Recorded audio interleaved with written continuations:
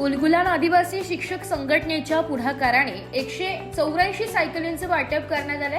विद्यार्थी जीवनात कठोर मेहनतीला बुद्धिमत्तेची जोड दिली तर यशस्वी शिखरावर सहजपणे पोहोचता येते, असे प्रतिपादन सुरगाणा संस्थानाचे राजघराण्यातील वंशज अतिश राजे पवार यांनी मोतीबाग येथे जिल्हा परिषदेच्या गरजू व होतकरू विद्यार्थ्यांना मोफत 184 सायकल वाटप प्रसंगी केले।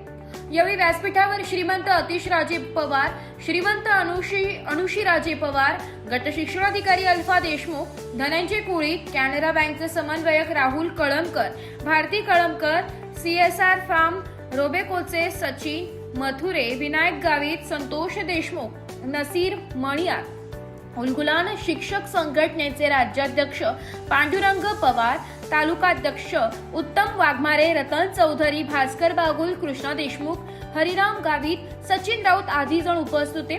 यावेळी श्रीमंत पवार यांनी सांगितले की विद्यार्थ्यांवर आमचा विश्वास आहे, तुमच्याकडे बुद्धी, मेहनत करण्याची तयारी आहे, त्यामुळे विद्यार्थ्यांनी स्वतःला कधीही कमी समजू नका।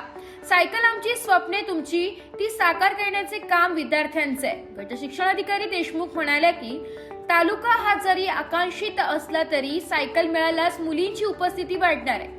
शैक्षणिक गुणवत्तेबरोबरच सांस्कृतिक, नृत्य, कला, क्रीडा यामध्ये तालुक्यातील विद्यार्थी राज्याबरोबरच राष्ट्रीय पातळीवर नैपुण्य मिळवत आहेत। यापूर्वी तालुक्यात सलग 3 वर्षे 150 सायकलींचे वाटप उदात्त हेतूने आर्थिक दुर्बल घटकातील मुलींची पायपीट थांबावी, वेळेत उपस्थित राहावे यासाठी सायकल वाटप करण्यात आले।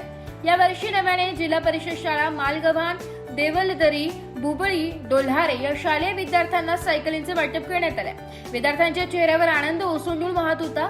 विद्यार्थ्यांनी सांस्कृतिक कार्यक्रम सादर केले। त्यांना उलगुलान आदिवासी शिक्षक संघटनेतर्फे रोख रकमेचे पारितोषिक प्रदान करण्यात आले।